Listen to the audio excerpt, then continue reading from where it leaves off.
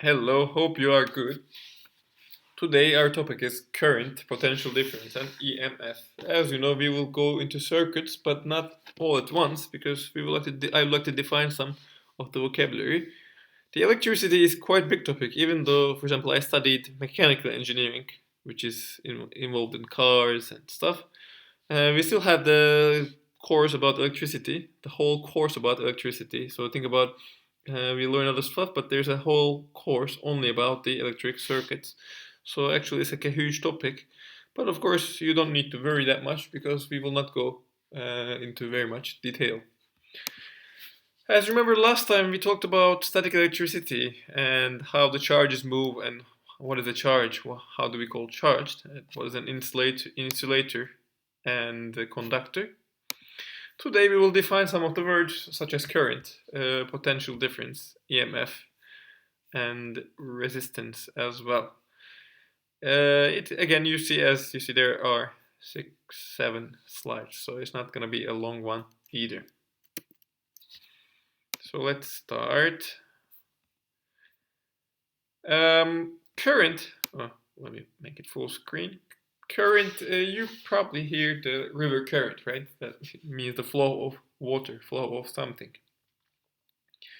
So we can also think about wind. The flow of the wind to your face can also be called current. So by current we mean how much water does it pass through a certain point at a given time. In electricity, it's similar. We are interested in how many charged particles move from one point to another in a given time, in an over time. So if you think about this as a wire, of course this is a representation of wire, but if you think about the wire charging your computer right now, how much particles pass through your wire in a given time will be called current. Okay. We show the current with letter I, and when we measure in amperes. Here are some of the appliances, electronic appliances that we use every day. For example, you see laptop, amps, which is the current. Watts is our concern right now on the amps. Look at the amps, it is less than 0.5. Mobile phone charger is less than 0.5. Kettle, you see it's quite a jump from that. And TV, printer, radio, they are quite small. DVD player. Dryer is quite large. Washing machine is quite large as you can see. Toaster, tumble dryer, dishwasher are quite large. So, as we defined it, larger numbers, that means more particles flow, more charged particles flow through the cable, through the circuit in a given time. So you see hairdryer is much more particles are flowing compared to DVD player. We cannot talk about if it's a good or bad, because sometimes good or bad, not sometimes, it's all the time, good or bad is defined based on our needs. What do we need? For example, if you give your laptop that much charge, you will burn all the small chips in your laptop because they are formed of very thin cables and your laptop cannot take over a certain amperes.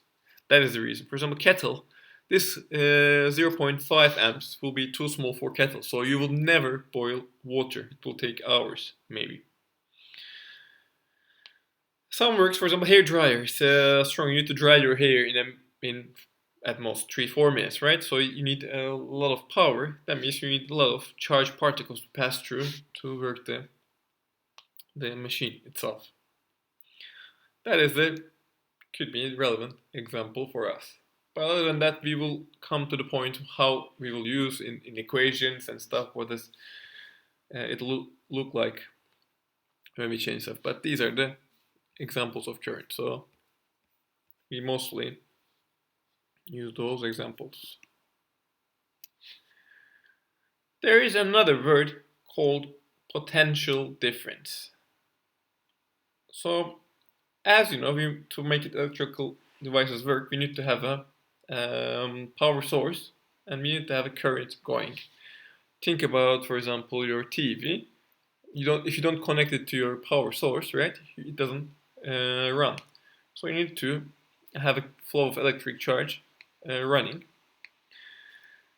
To create a current, you need a potential difference, which is called also known as voltage. So we need some sort of power, some sort of potential difference to make it work, to create the flow. For example, you can certainly lit a lamp if you disconnect the Duracell battery, the 9-volt battery, through some wires and then small lamp. You can just make it light. Um, These are some examples of which is a car battery. This is a lithium-ion battery that is used in your phones or power banks, and this is a probably better 9-volt battery to run small things like an engine of a toy car, motor of a toy car. All right, so this is like 12 volts. This is 3.7 volts, as you can read. This is 9 volts, and the socket is 230 volts or 110 in US. So what does these numbers mean? Across a battery, we measure in volts, right? And the higher the voltage is more potential to make the electrons flow. So if you have not 6, 9, 12, but 2000 volts, that means you have more potential. But this doesn't mean that the more is better. So if you connect 2000 volts to a lamp, for example, the lamp will blow off immediately. It will explode. For small applications, these are more than enough for you because you don't need to discharge electricity so fast, right? You don't need so much flow. You just need only a little bit of flow. For example, this is a car battery. It's 12 volts, and this is in every car. Even though your cars run in diesel or petrol, you still have those car batteries. The purpose of them is to create a spark. When you first start the engine, you need to burn the fuel, and the first spark comes from this battery. And also, you probably realize when you shut off the car and you turn off the engine, you can still listen to radio. So the power comes from this.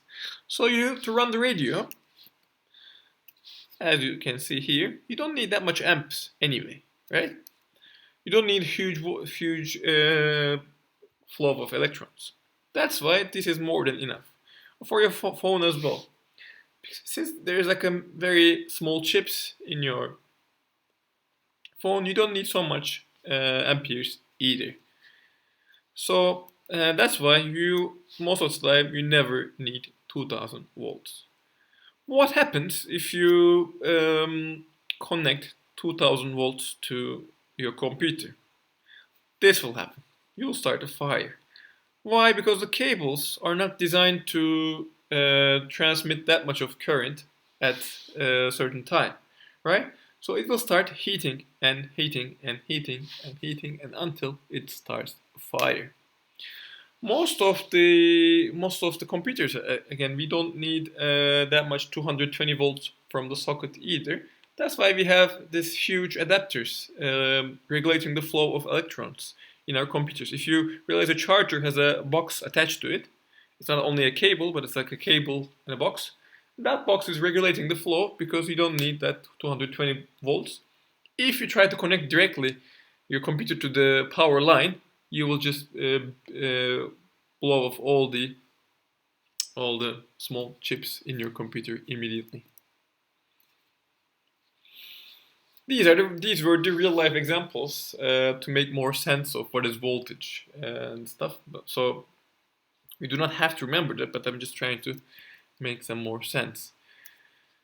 While carrying electricity but not using it, this is a good voltage. So 2000 voltage. If you realize there are like power lines, huge electric poles going through town to town, they're having higher voltage because they're not using it. But once you start to use it in your house, you need to regulate it down.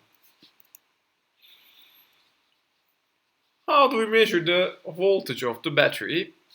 We have devices called voltmeter. When you connect, like as in this picture, when you connect two ends to the two ends of the battery, because as you probably see, if you take a battery in your hand, you'll see there is one plus sign, one minus sign. There are two poles. So once you touch one end of the voltmeter to both poles, you will read how much volt is that battery. It is actually easy.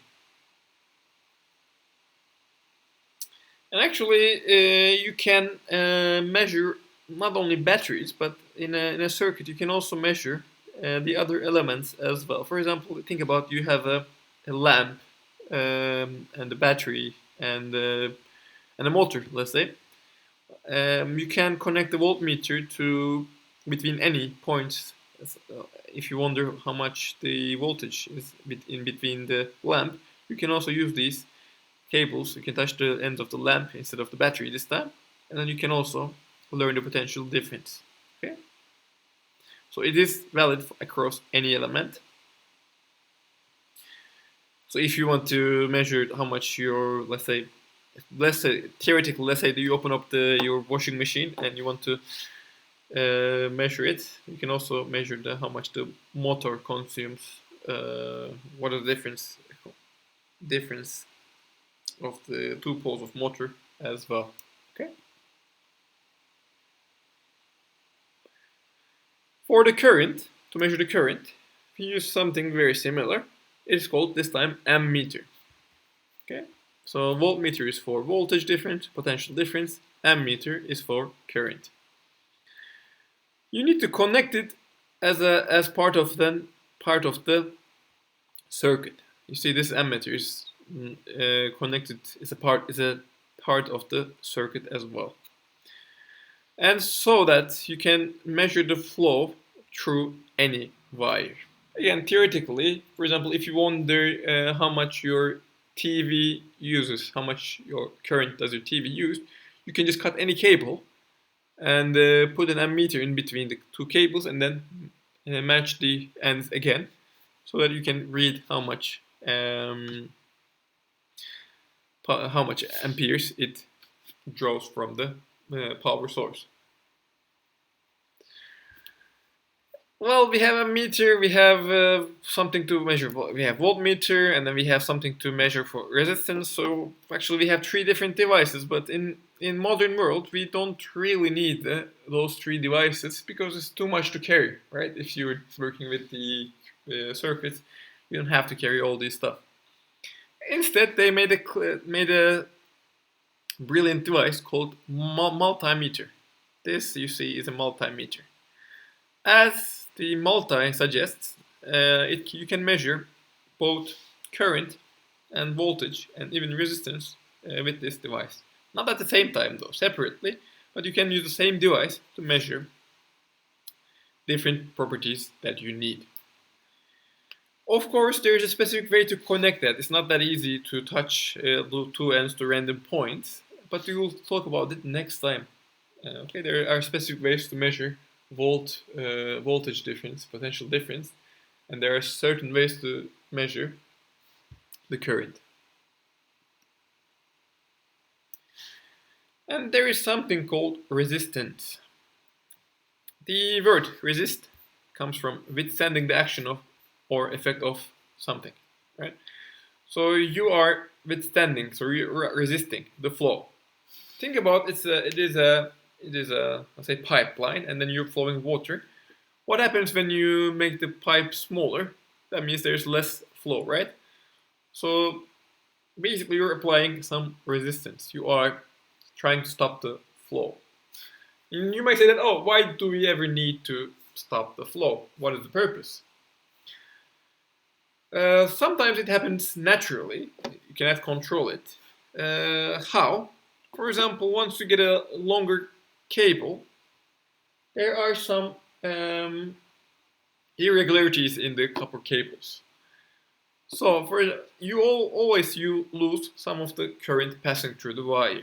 Let's say you start with 10 volts, and if you use maybe like 2-meter cable, you will already lose some of the charge at the other end of the table, because cable has something called internal resistance. So internally, even though it's a very good conductor, it is stopping the flow as well. Sometimes you actually want the resistance. It might sound funny, why would I want something to resist my flow? Sometimes actually you want it. Let me give you this example. It's not the same, but let me try to make it understandable. Think about this as just water flowing from this pipe, okay? And then you stop the water and you stop it completely. What will happen is that this more and more water will come, of course, and at some point the pipe will cannot take the pressure anymore, and then the pipe will break at some point. In our case, this time, with more flow, it doesn't break, but it gets hotter and hotter. The wire gets hotter and hotter. The element, there's some certain element called resistance as well, we deliberately put inside. It gets hotter and hotter with more current. And that's how your kettle works actually. Because you want the warm, you want the heat, and that's why you want more and more resistance. So you block it on purpose, or you put some element and the circuit element on purpose, so it gets hot and hot and hot, so you can boil water in your kettle. If there is no resistance, that means you cannot boil any water. It will take ages for you to boil your water. You can calculate the amount of resistance by dividing the voltage by the current. This we will talk about the next time as well. This is the resistance is voltage divided by current. Alright, so unfortunately we cannot go to lab as you know, so I thought we can do can show you about how to use the voltmeter properly. This is the voltmeter. Okay. So what happens is that if you get a battery, right, you connect one end to one end, and then the other end to the other end. It shows you 9 voltage. If you do it opposite way, it should read negative 9 voltage actually. Yes, you see it's minus 9 voltage. It's all defined because of the plus minus, but since you're interested in the difference mainly, it doesn't matter if you see plus or minus. You can say that the difference is 9 volts. Ammeter is different, however. You need a current. You need a current to flow to use ammeter because, as you see, it's not connected to anything, a lamp or anything. So you need to. You cannot just put the ammeter here and expect to see a result. You need to, right? You need to use different elements. For example, light. Okay, let me use a light bulb and make a small circuit. We haven't done this, I know, but let me do a physical circuit. Let me connect it with wires, right, to the battery. You probably did that in the primary school as well. You connected the lamp to wire and make it light. So, okay. Now you see the lamp is on, as you see. And if I want to measure the current, I cannot measure it as similar to voltmeter. I need to put that into the circuit. So maybe let me use more wires for you. And then this wire. Since you see that the circuit is now complete, it is giving me the current flowing through the lamp. I will use it more for the next classes as well. So, but for now, I think it will be enough. If you want to, for example, measure different potential difference across different elements, for example, let me check the potential difference across lamp. You see, it's also 9 volts for now. Battery is 9 volts. Ammeter, it is 0 volts. Why? We will talk about it more next time. I'll see you.